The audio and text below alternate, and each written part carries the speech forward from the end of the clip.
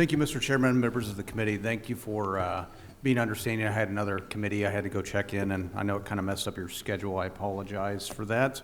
For the record, Senator Rick Brattin, 31st Senatorial District, bringing forth before the committee Senate Bill 949.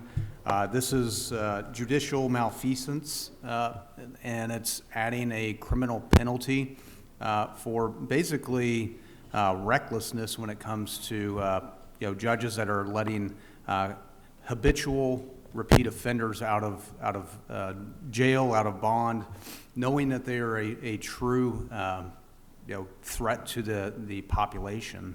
I've tried to think of how we could really frame this, and one way it kind of hit me this morning is a bleeding heart should never lead to the end of a beating heart, and I think that's what we're seeing. A lot of these judges, a lot of these people being let out on signature bonds, on very low threshold bonds, when they have shown that they are a true threat to society. And I think there needs to be a penalty, much like a bartender, if they see that the people that they're serving, that somebody's intoxicated and they allow them to still drive, they are absolutely held liable and charged with involuntary manslaughter, knowing that they just let somebody get behind the wheel and they caused an accident and potentially killing somebody.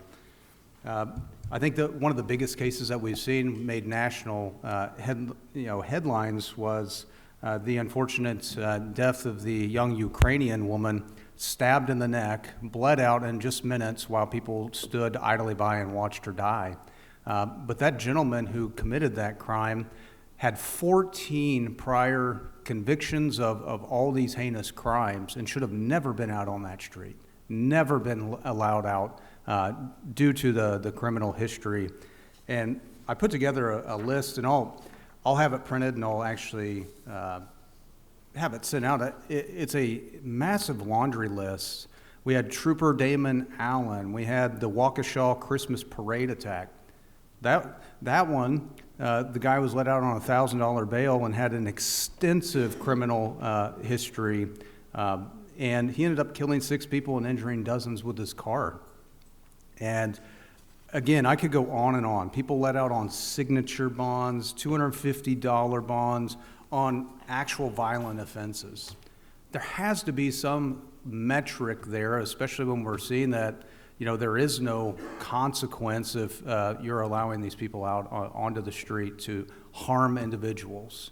Again, if we're holding bartenders accountable for the actions and knowing that people may harm others by not acting appropriately in their position, I think that we've at least got to set that bar and that standard. What the bill actually does, it's a criminal, it's not a civil, so it's not like it's going to flood the courts with all these civil cases to bleed the treasury dry, so to speak. But at least there'll be just that thought process when making these rulings and these judgments and setting these bails with these violent offenders, that maybe I better err on the side of caution with letting people out. So this is the first year I've sponsored this. I don't even know if this has been sponsored before, and happy to work with the committee and making this a workable bill.